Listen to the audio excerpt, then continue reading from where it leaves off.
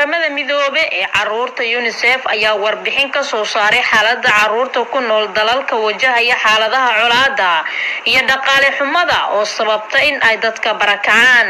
Shabakadda telefishinka caalamiga ah ee Shiinaha China Global Television Network ayaa warbixin ku saabsan tirakoobka caruurta barakacday sanadkii tagay iyo kororka sanadkan ku sheegay mid farqi weyn u dhaxeeyo. Hay'adda UNICEF ayaa sheegtay in sanadkii hore 2019 ay barakaceen 19 milyan oo caruur ah guud ahaan caalamka, kuwaasi oo badankooda ay ku nool yihiin xeryo looga dhex dhisay gudaha dalalkooda. waxay ciwaan uga dhigtay hay'adda UNICEF guriga oo lumiyay. waxa ay xustay in haatan caruurtaasi ay u nugul yihiin fayraska dilaaga ee COVID-19 maadaama daryeelka ay haystaan uu aad u liito. UNICEF ayaa qiyaasaysa in 45.7 milyan in ka badan ay ka barakaceen colaadda iyo rabshadaha ka dhacay dalalkooda dhamaadkii sanadkii hore, taas oo la micnaa in 41% guud ahaan caalamka.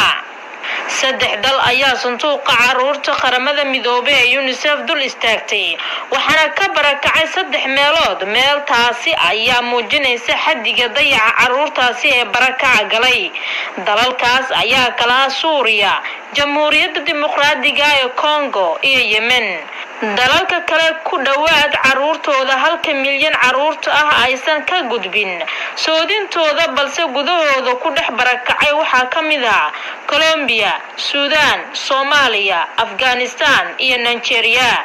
wadamo badan caruurtani waxa ay ka helaan waxyaabaha aaska u ah oo ay xaq u leeyihiin sida waxbarashada, caafimaadka, ilaalinta iyo takooris la'aanta, sida lagu yiri warbixinta hay'adda. fayraska COVID-19 waxa uu sii xumaynayaa xaaladooda marka xiisado cusub soo baxaan sida aafada COVID-19.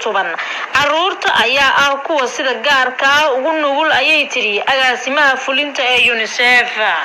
waa lama huraan in dawladaha iyo la hawlgalayaasha bini'aadanimada ay ka wada shaqeeyaan sidii ay u ilaalin lahaayeen ammaanka, caafimaadka, waxbarashada iyo ilaalintooda, ayay sii raacisay agaasimaha.